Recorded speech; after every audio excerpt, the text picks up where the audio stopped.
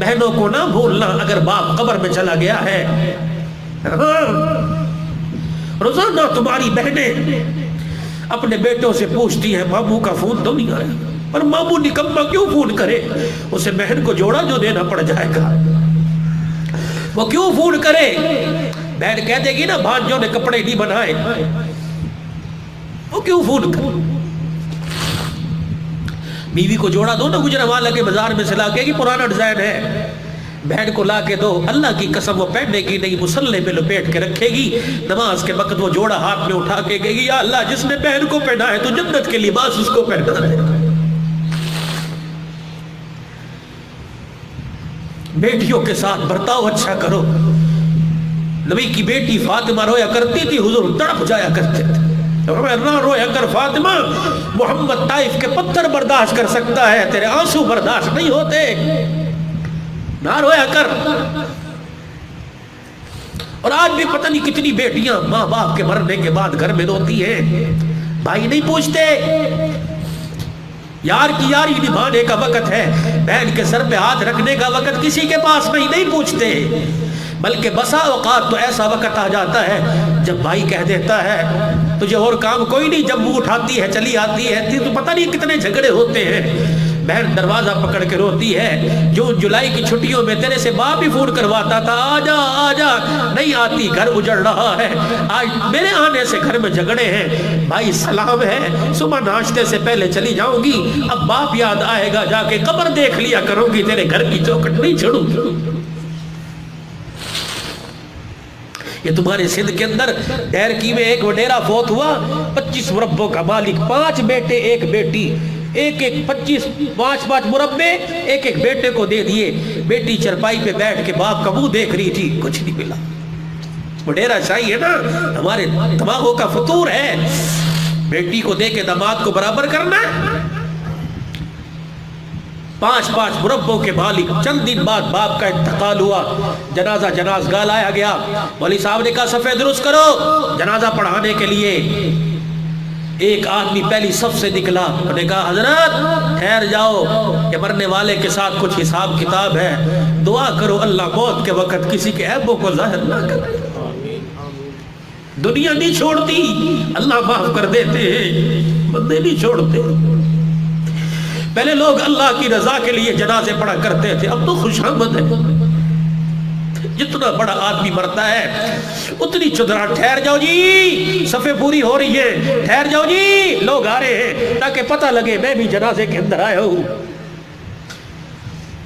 کبھی کبھی ان جنازوں کے ساتھ جایا کرو جن میں 4 آدمی جاتے ہیں. پوچھا کرو یہ کون ہے، جواب ملتا ہے اس کے پیچھے ہاتھ اٹھانے والا کوئی نہیں. ان جنازوں میں جایا کرو. عید کے دن جاؤ گے، گجرانوالہ کے قبرستان کی ہر قبر پہ پھول پڑے ہوں گے. خدا کے بندو، اس قبرستان میں کوئی ایسی قبر تلاش کرنا جہاں پھول تو کیا مٹی بھی پوری نہیں ہے. ان قبر پہ کھڑے ہو کے پوچھنا کہ تمہاری قبر پر پھول کیوں نہیں. اللہ اکبر. وہ تمہیں آواز دے کے کہیں گے ہمارا پھول چڑھانے والا کوئی نہیں. ان کے لیے کبھی بیٹھ کے پڑھا کرو. اپنے باپ کے لیے تو روزانہ صبح سپارہ پڑھتے ہو، ان کے لیے کبھی بیٹھ کے قل ہو اللہ پڑھ دو جن کے پیچھے پڑھنے والا کوئی نہیں. انہوں نے کہا مولوی صاحب حساب دینا ہے، 20 لاکھ روپے کا مقروض مرا ہے. مولوی صاحب نے بیٹوں کی طرف اشارہ کیا کہ بیٹو 5 مربے لیے تھے، آؤ. سر جھکائے، کوئی آگے نہ آیا.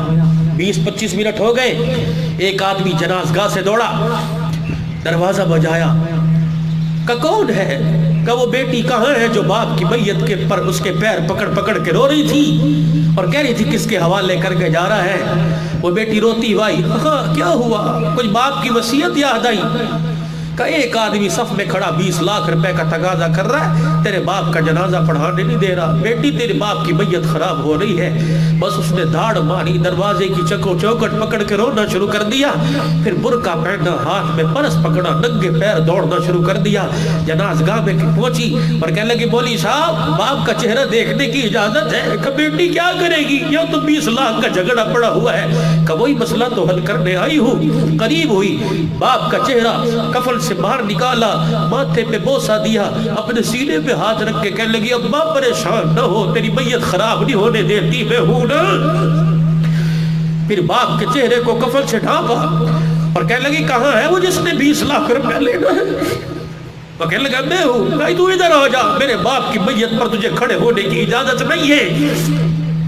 پھر قریب بلایا، اپنے بیگ کی زپ کھولی کہ یہ میرا مکان ہے جس کی مالیت 50 لاکھ ہے، جا اسے بیچ کے میرے باپ کا قرضہ پورا کر دے، اگر پھر بھی کم پڑ جائے مجھے بتانا، میں اپنے جسم کے ٹکڑے کر کے بیچ دوں گی، اپنے باپ کی میت خراب ہونے نہیں دوں گی۔ مولوی صاحب آگے آؤ اور آ کے جنازہ پڑھاؤ۔ بھائیوں کی غیرت ختم ہو گئی لیکن بیٹی میں غیرت موجود ہے۔ خدا کی قسم جب اس بیٹی نے باپ کا قرض چکایا ہوگا، اس کے ہاتھ اٹھے ہوں گے تو خدا کی رحمت کو کیسے جو جایا ہوگا۔ افطاریوں کے دسترخوان لگے۔ کبھی تم نے اس علاقے میں غور کیا کہ کچھ عرصہ پہلے کسی کا جنازہ اٹھا ہوگا، چھوٹے بچے اور بچیاں ہیں۔ مجھے 1992 کی مولانا محمد عمر صاحب پالن پوری رحمت اللہ علیہ کی بات یاد آ گئی۔ سن 88 میں حضرت جی نے حضرت رحمت اللہ علیہ سے مجھے بیعت کرایا تھا۔ مولانا پالن پوری رحمہ اللہ سنایا کرتے، فرمایا ہندوستان میں ایک گھر سے باپ کا جنازہ اٹھا، بیٹا کوئی نہیں، بچیاں یتیم ہو گئی، 3 دن ہو گئے گھر میں چولہا نہ جلا، محلے والوں نے پوچھا کوئی نہیں، اماں کے پلے پر کچھ پیسے بندھے تھے، کہنے لگی بیٹی فلاں چوک میں بنیوں کی دکانوں میں ہمارے بھائی مسلمان کی دکان ہے نا، جا اسے جا کے ماں کا دکھڑا سنانا کہ 3 یتیم بچیاں ہیں، گھر میں بھوک کی وجہ سے، فاقے کی وجہ سے چہرے کے رنگ بدل گئے، یہ 2 انڈے لے لے، 1 وقت کی روٹی کا انتظام کر دے۔ جب وہ بچی یتیم مسلمان بھائی کی دکان پہ گئی، بھائی یہ 2 انڈے لے لے، امی نے بھیجا ہے، عدت میں بیٹھی ہے، بھائی کوئی نہیں جو کما کے لائے، باپ منو من مٹی کے نیچے چلا گیا، یہ 2 انڈے لے لے اور روٹی کا دودھکار، چل تمہارے لیے دکان کھول کے بیٹھا ہوں۔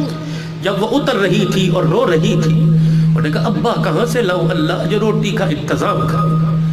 ایک سامنے دکان پر ہندو بنیا بیٹھا منظر دیکھ رہا تھا، جب یتیم ڈگمگاتے قدموں سے نیچے اتری، بنیے نے دکان سے چھلانگ ماری، بیٹی کو گود میں اٹھا کے ماتھا چوما اور کہنے لگا میری دکان میں آ جا، اندر آ جا، کیا بات ہے؟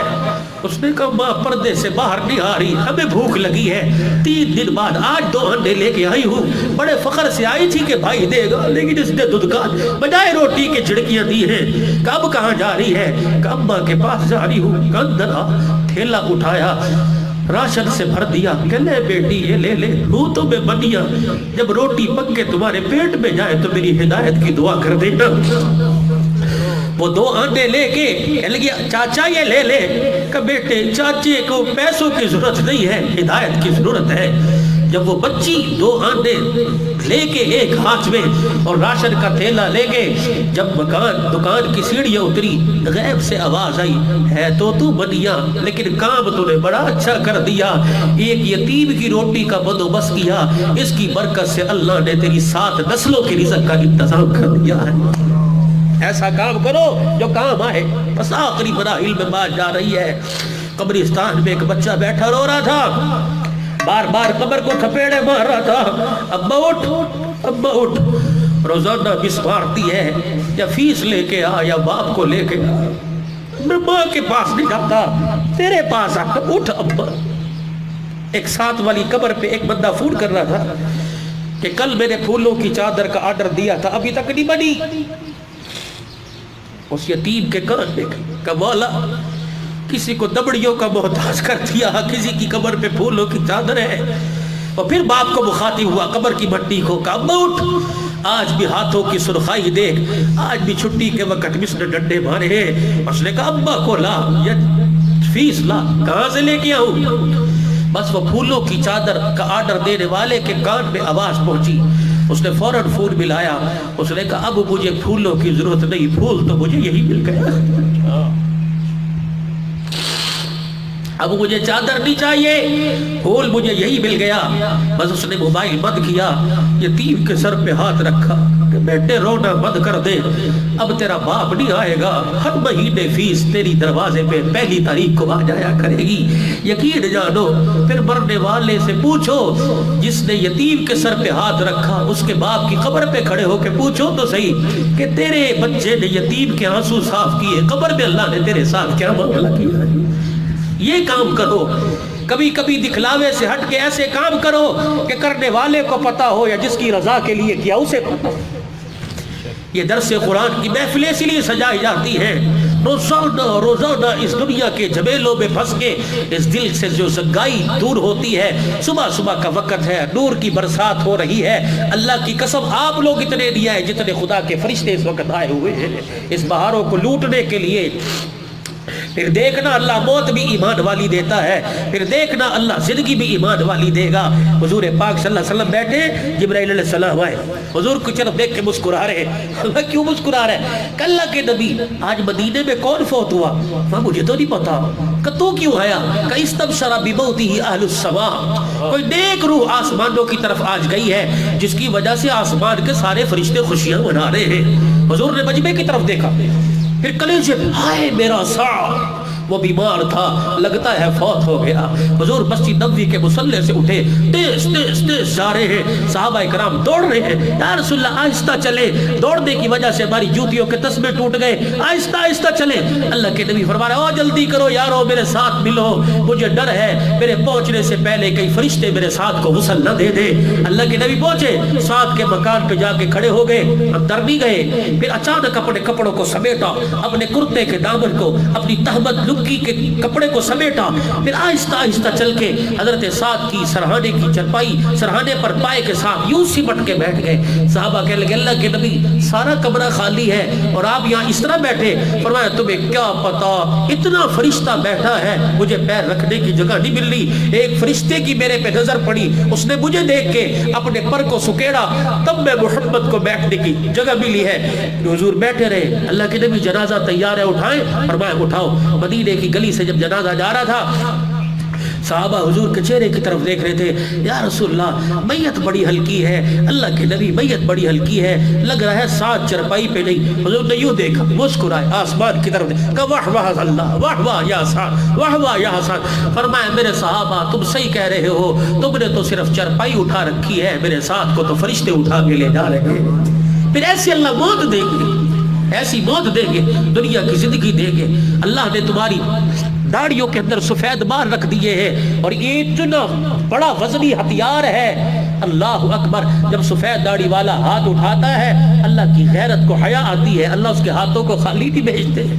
مولانا بدر عالم میرٹھی رحمت اللہ علیہ کا جب انتقال ہوا، ساری داڑھی کالی تھی، بڑھاپے میں دھاڑے مار مار کے رو رہے تھے اور فرما رہے تھے ساری زندگی سفید داڑھی کے فضائل بیان کرتا رہا اور خود میری داڑھی میں ایک بال بھی سفید نہیں۔ پھر جب آخری وقت آیا، اپنے بچوں سے کہا بیٹو، کہ جی ابا، کہ جب مجھے غسل دے کے کفن میں لپیٹ دینا، آٹا سوکھا لے کے میری داڑھی پہ بن دینا، اللہ مجھے سامنے کھڑا کر کے پوچھے گا بدر عالم کیا لایا ہے؟ کہوں گا اللہ اصل تو نہیں لایا، نقل تیرے دربار میں لے کے آ گیا ہوں۔ مفتی زین العابدین کے نواسے سے پوچھا حضرت دعا فرماؤ، فرمانے لگے تمہارے پاس اتنا بڑا ہتھیار ہے، کہ جی کیا؟ کہ جب بھی کوئی مسئلہ پیش ہو اپنی داڑھی کو ہاتھ میں پکڑ کے دعا کیا کرو، اللہ میرے پر رحمت نہ برسا، محمد کی سنت پر ہی رحمت برسا دے میرے بھائی۔ تو آج میرے عزیزوں، آج ہمارے پاس یہ سب سے بڑی سنت کی محرومی ہے۔ میں نہیں کہتا کہ ہاتھ کھڑے کرو، میں نہیں کہتا، جب دل ہی مردہ ہوا، جب دل ہی بیٹھا تو ہاتھ کھڑے کرانے سے کیا فائدہ؟ جب دل ہی بیٹھ گیا تو خود کھڑے ہونے سے کیا فائدہ؟ اس دل کو کھڑا کرو، اسے زندہ کرو۔ تمہارے کراچی کے جید مفتی میں نام نہیں لیتا، منع کیا ہے، فرمایا خواب میں نبی علیہ السلام کی زیارت ہوئی، اللہ کے نبی کو دیکھو سارا سینے سے خون ٹپک رہا ہے۔